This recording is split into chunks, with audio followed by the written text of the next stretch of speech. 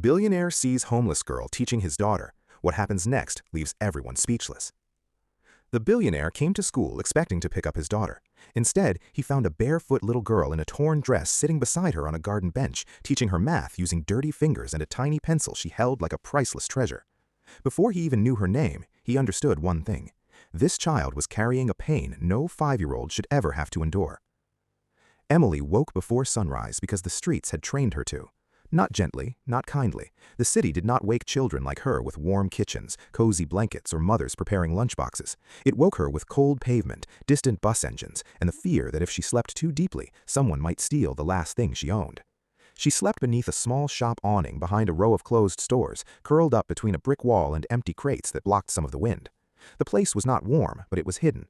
At just 5 years old, Emily already knew that sometimes being hidden was safer than being comfortable. Her dress had once been yellow, perhaps. Now it had faded from the weather into a color that was pale and difficult to recognize. Her brown hair constantly fell into her eyes no matter how often she pushed it away.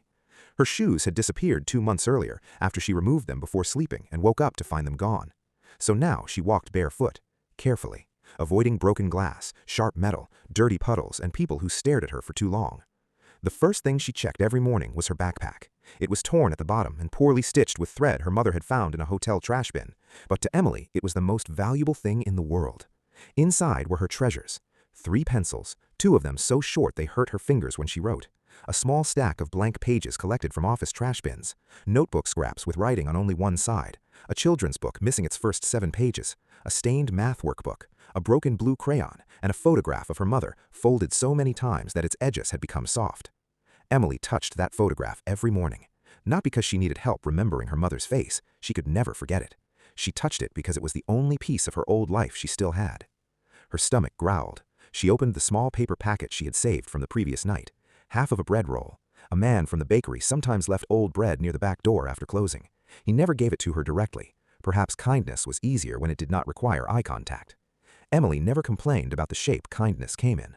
She broke off a small piece and chewed slowly. Food lasted longer when you were never sure when your next meal would come. For 8 months, Emily had been completely alone. Before that, she had her mother, Rebecca. Mama. Warm hands, a gentle voice, a coat wrapped around both of them during cold nights under bridges, fingers drawing letters in the dust. Rebecca believed in education the way some people believed in miracles. Reading is like having wings, Emily, she used to whisper at night while writing numbers on pieces of cardboard under candlelight. With wings, you can fly far away from here. Then came the cough, then the fever, then came the night beneath the overpass when Emily fell asleep against her mother's chest and woke up to complete silence. Mama? No answer. Mama, wake up! People walked past. Some looked. Most did not stop. Finally, a man in uniform called an ambulance, but nobody ever came back for Emily. That was the part she could never understand. So she returned to the streets, carrying her backpack, her mother's photograph, and the lessons her mother had left behind. More than anything in the world, Emily loved St. Thomas School. Every morning she stood behind a tree near the side fence and watched the children arrive in clean uniforms, polished shoes, and backpacks without holes. Parents kissed their children goodbye. Mothers fixed collars. Fathers carried school projects. Some children complained about homework. Emily could never understand that. To her, school looked like a palace built for miracles, a place where every child had a chair, a desk, a clean notebook, a pencil that was not picked up from the street.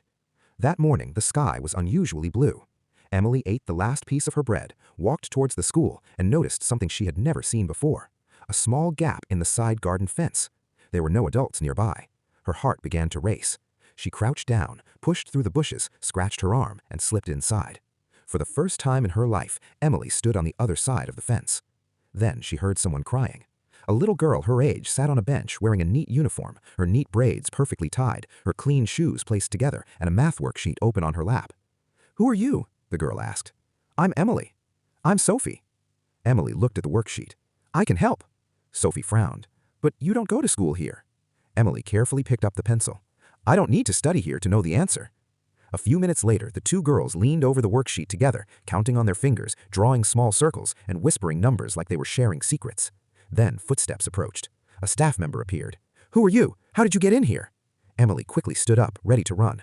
But Sophie held her hand. "She's my friend. She helped me with my math." Then a tall man wearing an expensive dark suit stepped into the garden. "Daddy!" Sophie shouted. The billionaire looked at Emily's bare feet, her torn dress, her old backpack, and the perfectly completed worksheet. Then he slowly bent down to her level and extended his hand. "Thank you for helping my daughter," he said gently.